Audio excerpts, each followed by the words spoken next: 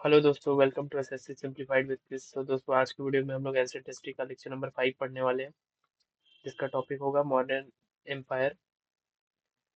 चलिए टॉपिक को स्टार्ट करते हैं। Rise and legacy of ancient India's greatest dynasty which is Mauryan empire.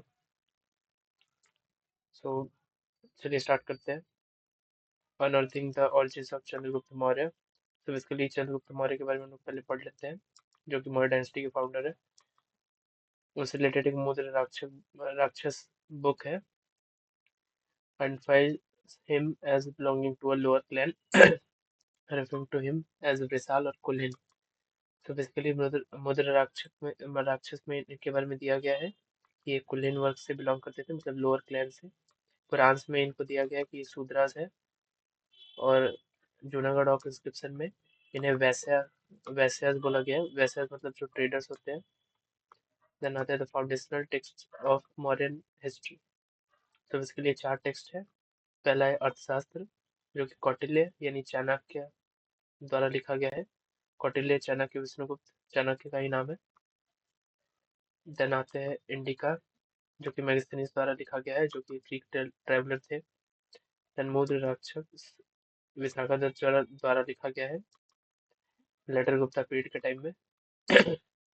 Buddhist literature, the Jatakas, Dipavamsa, Mahavamsa and दिव्यदान।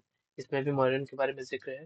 जातक tales के बारे में हमने पढ़ा था कि इसमें बुद्धा के प्रीवियस बर्थ के बारे में दिया गया है। चलिए आगे देखते हैं। The imperial lineage from conquest to collapse. So basically ये हम लोग देखते हैं। पहले फाउंडर चंद्रगुप्त मौर्य। चंद्रगुप्त मौर्य के बेटे बिंदुसार एक्सपेंडर, जिन्होंने राज्य और आगे बढ़ाया। अशोका के टाइम में सबसे बड़ा राज्य था अशोका द ग्रेट, बोलते हैं हम इन्हें। इनका टाइम पीरियड आप नोट डाउन कीजिएगा, बाकी का इतना इंपॉर्टेंट नहीं है। इसका important 268 BC to 232 BC. Then last emperor Brihadratha. बीच में और एम्परर्स आए हुए, लेकिन लास्ट एम्परर बृहद्रथ ही है। Final ruler famously defeated by Pushyamitra Shunga, marking the end of the dynasty. तो बेसिकली बृहद्रथ को उनके मिलिट्री कमांडर पुष्यमित्र शुंगा ने मारा और शुंगा डायनेस्टी की शुरुआत की। तो चलिए हम लोग आते हैं, पहले चंद्रगुप्त के बारे में पढ़ते हैं। Chandragupta forges the greatest dynasty, defeated Dhanananda with strategic genius and assistance of Kautilya. तो इन्होंने धनानंद को कौटिल्य के हेल्प से हराया। then successfully defeated Seleucus Nicator of massive Seleucid empire। Seleucid नहीं होगा, सेल्यूसी एम्पायर होगा। तो बेसिकली इन्होंने सेल्यूकस निकेटर को हराया, जो कि सेल्यूसी एम्पायर से बिलोंग करते थे। Seleucus Nicator actually military commander था अलेक्जेंडर का। देन आते हैं cemented his victory and borders by marrying Helena the daughter of Seleucus. So matrimonial in alliance बनाया सेल्यूकस निकेटर ने चंद्रगुप्त मौर्य के साथ, अपनी बेटी हेलेना का शादी करके। देन आगे आते हैं बिंदुसार के ऊपर। Bindusara expands the border between two seas. तो बेसिकली ये जो पेनिनसुलर इंडिया का पार्ट है, जो कि अरेबियन सी और बे ऑफ बंगाल के बीच में आता है, conquered the vast land mass between Arabian Sea and the Bay of Bengal. इसे कॉन्क्वायर किया बिंदुसार ने। बिंदुसार को ग्रीक्स एमिट्रोकेट्स के नाम से जानते हैं। बिंदुसार आजीविका सेक्ट को पैटर्नाइज करते हैं। आजीविका सेक्ट के बारे में हमने देखा था। अ, जब वर्धमान महावीर घर से निकले थे, तो जमाल मखाली गोसाल उनके साथ चले थे, लेकिन बाद में मखाली गोसाल अलग रास्ते चले जाते हैं और वो फाउंड करते हैं आजीविका सेक्ट। मखाली गोसाल और आजीविका सेक्ट विश्वास करता है फेटलिज्म एंड एसेटिज्म पे। देन आते हैं बिंदुसार ने, जो कि सीरिया के रूलर एंटियोकस वन से स्वीट वाइन, ड्राई फिग्स और एक फिलोसोफर भेजने को बोला था, लेकिन एंटियोकस वन ने सिर्फ स्वीट वाइन और ड्राई फिग्स भेजे और फिलोसोफर नहीं भेजा। देन आते हैं hosted the Greek traveller Deimachus at his court. So इनके टाइम में ग्रीक ट्रैवलर आते हैं डिमैकस इनके कोर्ट में, जो कि वही ग्रीक से। एक कॉल आ गया था, चलिए आगे बढ़ते हैं। Ashoka transforms from conqueror to missionary. तो basically ascended the throne with the help of Radhagupta. Ashoka जो का मतलब थ्रोन पे बैठने में मदद करते हैं राधागुप्त।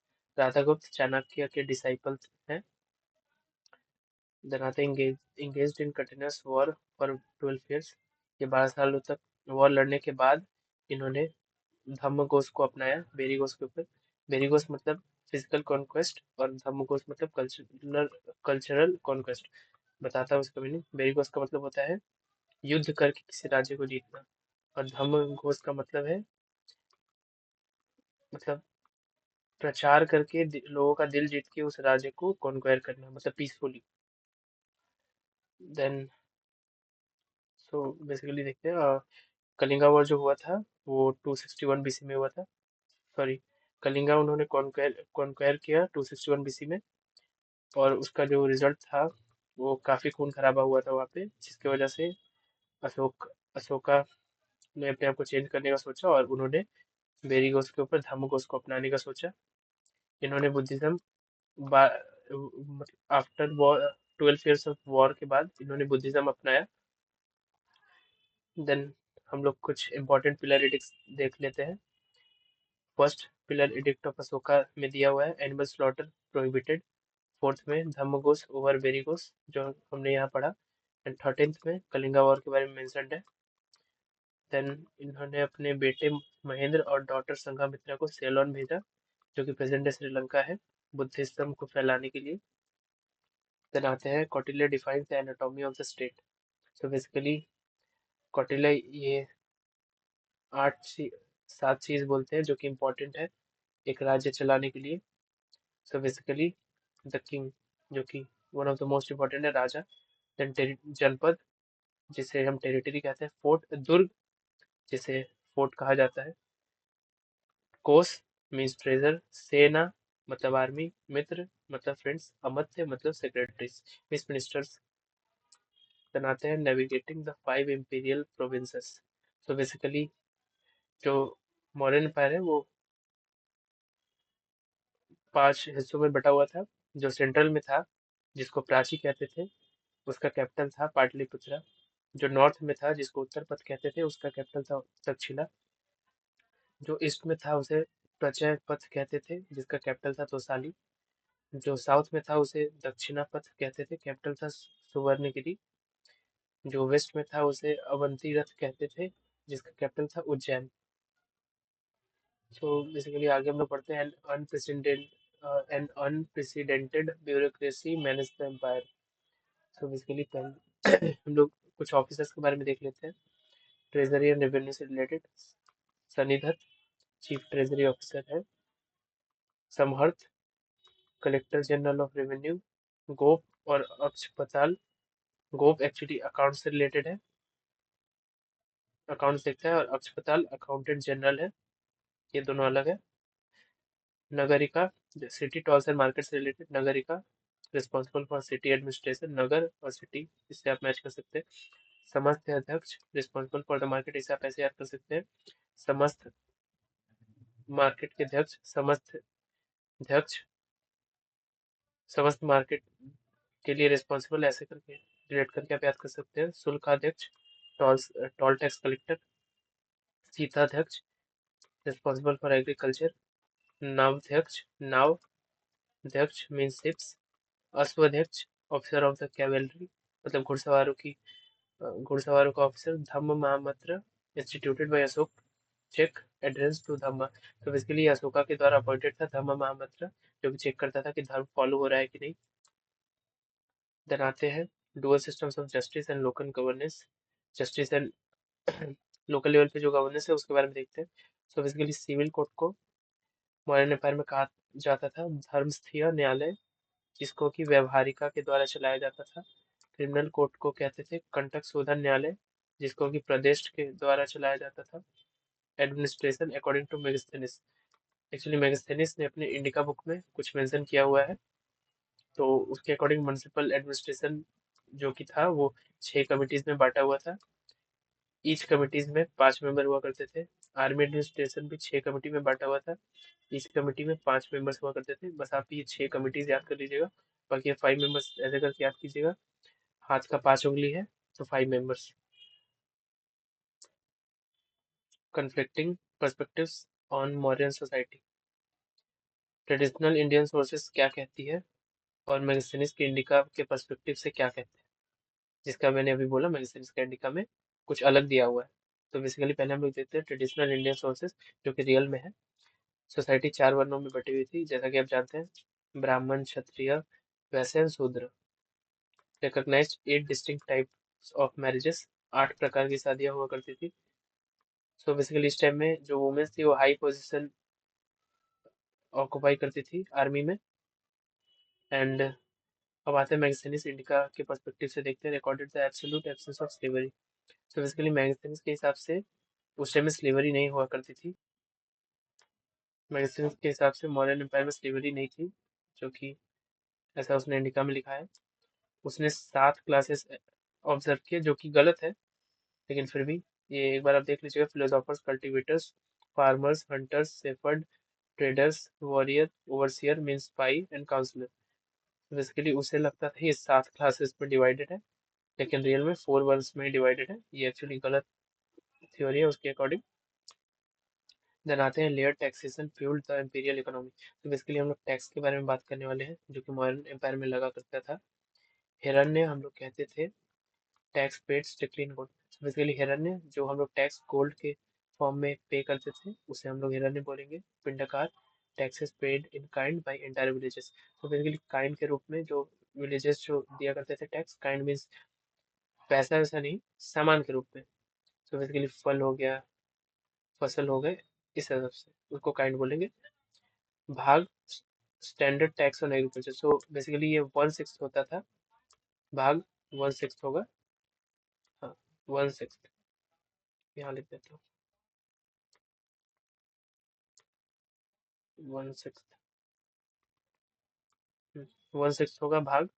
सेना भक्तम टैक्स फॉर आर्मी मेंटेनेंस। सेना भक्तम आर्मी को मेंटेनेंस के लिए दिया जाता था। प्रणय इमरजेंसी टैक्स बोला जाता था। परसम सरचार्ज और एक्स्ट्रा टैक्स, टैक्स के ऊपर टैक्स, उसे बोलते हैं सरचार्ज टैक्स, परसम। बाली रिलीजियस और ट्रिब्यूट टैक्स। तो बेसिकली बाली हम लोग, जैसे कि मैंने आपको बताया था, ये लेटर वैदिक पीरियड में ऐसा कुछ कंपलसरी नहीं था बाली देना, वो वॉलेंटरी था, लेकिन धीरे धीरे वो परमानेंट बन गया। जैसे कि अभी मॉडर्न एम्पायर में देख सकते हैं बाली देना लोगों के लिए कंपलसरी था। बाली मीन्स ऑफरिंग टू किंग। अब वो आप फूल फल जो भी आप दे सकते हो, किंग को ऑफर कर सकते हो। लेकिन अशोका जब लुम्बिनी गए तो उन्होंने लुम्बिनी के पीपल के लिए बाली कहा कि नहीं, वो नहीं, notably exempted for the people of Lumbini, तो उन्हें इससे छूट दी कि उन्हें बाली देने की कोई जरूरत नहीं है। सो बेसिकली हम लोग पोर्ट्स पे आ जाते हैं मॉडर्न एम्पायर के टाइम के। सो बेसिकली 3 पोर्ट था, Bharuch, Sopara and Tamralipti. Western ports means जो गुजरात साइड में था, भरूच एंड सुपारा है। And eastern port Tamralipti. Basically आप ये मैप में देख सकते हैं, ये बंगाल रीजन में है और ये गुजरात रीजन में है। ये अरेबियन सी से ट्रेड हुआ करता था, और ये आप कह सकते हैं पैसिफिक ओशन की वजह से। बनाते हैं आगे। James Prinsep deciphers the words of the gods. Basically gods नहीं होगा, इसका इंस्क्रिप्शन पढ़ा था इसमें, एडिक्ट्स को डिसाइफर किया था। तो basically Ashoka's edicts were finally deciphered and published by James in 1837। Publish जो हुआ था वो 1838 में हुआ था। मैं माउस से लिख रहा हूँ इसलिए थोड़ा दिक्कत हो रहा है, मैं लिख दे रहा हूँ। तो बेसिकली पब्लिश 1888 में हुआ था और डिसाइफर्ड हुआ था 1837 में। जेम्स प्रिंसेप ने डिसाइफर्ड मतलब भाषा को पढ़ा 1837 में और पब्लिश हुआ 1838 में। सो बेसिकली 3 लैंग्वेजेस और 4 स्क्रिप्ट्स में लिखा गया है एडिक्ट्स। प्राकृत लैंग्वेज यूज किया गया है, written in Brahmi and Kharosthi scripts. Greek language, Greek script. Aramaic language, Aramaic script. So basically mainly जो एडिक्ट्स लिखा गया है वो प्राकृत लैंग्वेज और ब्राह्मी स्क्रिप्ट में लिखा गया है। Emperors identity. सो अशोका को मेनली रेफर किया गया है देवनाम प्रियदर्शी से, बिलव्ड ऑफ गॉड्स। कुछ ही में बस उन्हें अशोका के नाम से डिनोट किया गया है। जैसे कि माइनर रॉक एडिक्ट्स है कुछ, मस्की कर्नाटका, गुज्जर मध्य प्रदेश, ब्रह्मगिरियन नेट्टूर कर्नाटका। ब्रह्मगिरियन नेट्टूर कर्नाटका, मस्की भी कर्नाटका से रिलेटेड है, गुज्जर मध्य प्रदेश, इसमें ही बस मेंशन है। अशोका के नाम से। बाकी सारे जितना भी एडिक्ट्स है, इंस्क्रिप्शन जो भी, उनमें देव नाम पियादसी के नाम से मेंशन्ड है, मतलब देव का प्यारा Ashok, beloved of the gods. So basically monuments of Dhamma span the subcontinent. So basically देखते हैं रॉकेटिक्स के बारे में। जो मेजर रॉकेटिक्स है वो 14 है, लेकिन माइनर 15 देख सकते हैं। सो बेसिकली मेजर रॉकेटिक्स मतलब 14 रॉकेटिक्स नहीं, एक रॉकेटिक्स में 14 लाइन मैक्सिमम जगह यही देखी गई है, 14 लाइन।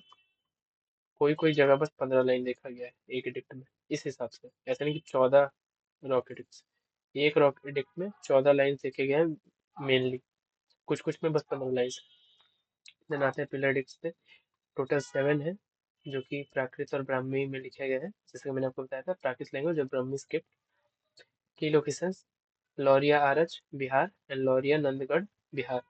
तो आप ये लौरिया से देख सकते हैं, दोनों बिहार में ही है। निगाली सागर इंस्क्रिप्शन नेपाल में है, एंड रूमिनदेई, जिसको लुम्बिनी पिलर इंस्क्रिप्शन बोलते हैं, वो भी नेपाल में ही है। जो कि मास्टर पिलर है वो Delhi Topra pillar is the only pillar containing all 7 addicts. Delhi Topra pillar इकलौता एक ऐसा पिलर जिसमें सातों एडिक्ट लिखे गए हैं, जो कि इस वक्त प्रेसिडेंट हाउस में है। Capitals crowned by animals, bull, Rampurwa वाले पिलर में बुल है, संकिसा वाले पिलर में एलिफेंट है, और वैशाली वाले पिलर में लायन है। तो बेसिकली कैपिटल के बारे में हम लोग देखते हैं यहाँ पे, मैं आपको दिखाता हूँ, कोई विजिबल हो रहा होगा। तो basically structural anatomy of the pillars. So basically ये है पिलर, इसके बारे में ये है कैपिटल, इसी के बारे में यहाँ पे दिया गया है। ये रहा कैपिटल, किससे क्या था, पिलर के बारे में देखते हैं। सो बेसिकली ये ऊपर वाला जो होता है ये पिलर होता है, जो कि देख सकते हैं बुल रामपुरवा वाले में है, एलिफेंट एलिफेंट है संकिसा के में, और लायन वैशाली वाले में, लायन वैशाली वाले में। देन आते हैं एबकस, इसे हम लोग, एक मिनट, इसे हम लोग एबकस बोलते हैं, इसे हम लोग कैपिटल बोलते हैं, इसे हम लोग इन्वर्टेड लोटस बोलते हैं, जो कि बेल शेप्ड है। एंड ये जो आप लंबा जो ये देख सकते हैं, इसे हम सेफ्ट बोलते हैं, जो कि मेन पार्ट है, और हाईली पॉलिश स्टोन कॉलम ये पॉलिश होता है। लंबा सा पिलर, इसे सेफ्ट बोलते हैं, इसे इन्वर्टेड लोटस बोलते हैं, इसे एबकस बोलते हैं, एंड इसे कैपिटल बोलते हैं। तो आपको समझ आ गया होगा। तो बात है केव इंस्क्रिप्शन के ऊपर। Barabar hill caves and Lomas Rishi caves Bihar में है, जिसे कि अशोका के द्वारा बनाया गया है, बुद्धिस्ट और आजीविका को फैलाने के लिए, धर्म को। नागार्जुनी केव, इसे दशरथ मौर्य द्वारा बनाया गया है। इसके बारे में मैं आपको बता देता हूँ ये कहाँ है। सो बेसिकली नागार्जुनी केव्स भी बिहार में ही है, तो मुझे थोड़ा कंफ्यूजन था। देख सकते हैं नागार्जुनी केव्स भी बिहार में ही है, Barabar hill caves and Lomas Rishi caves भी बिहार में है। सो बेसिकली दोस्तों आज का लेक्चर यही तक था। The modern blueprint India's in modern India, basically from Chandragupta's ruthless martial expansion to Ashoka's unprecedented pivot toward Dhamma, the Mauryan Empire established an administrative, economic, and moral framework that permanently shaped the trajectory of the Indian subcontinent. So basically, Chandragupta Maurya के time से expansion start होता है, और अशोका के time एक समय के बाद में आके वो रुक जाता है, और क्योंकि अशोका धर्म के राह पे चले गए थे, इसीलिए उसके बाद आप देख सकते हैं, एक मिनट, हाँ, इसलिए उसके बाद फिर डायनेस्टी में ऐसा कुछ ये नहीं रहा, और ये रूलर सारे वीक हो गए। तो बेसिकली जो एम्पायर, जो बेसिकली जो मेन जो एम्पायर था, वो चंद्रगुप्त, बिंदुसार और अशोका के टाइम में ही था। मेन पीक पे चंद्रगुप्त के बेटे बिंदुसार, बिंदुसार के बेटे अशोक। तो बस आज का लेक्चर यहीं तक था। अगर आपको लेक्चर अच्छा लगा तो हमारे चैनल को सब्सक्राइब कीजिएगा और वीडियो को लाइक कीजिएगा। प्लीज़ कमेंट करना मत भूलिएगा। अगर आपको ये पीडीएफ चाहिए तो आप कमेंट कर सकते हैं, मैं आपको ये पीडीएफ प्रोवाइड करवा दूंगा। Thank you so much for watching this video till the last.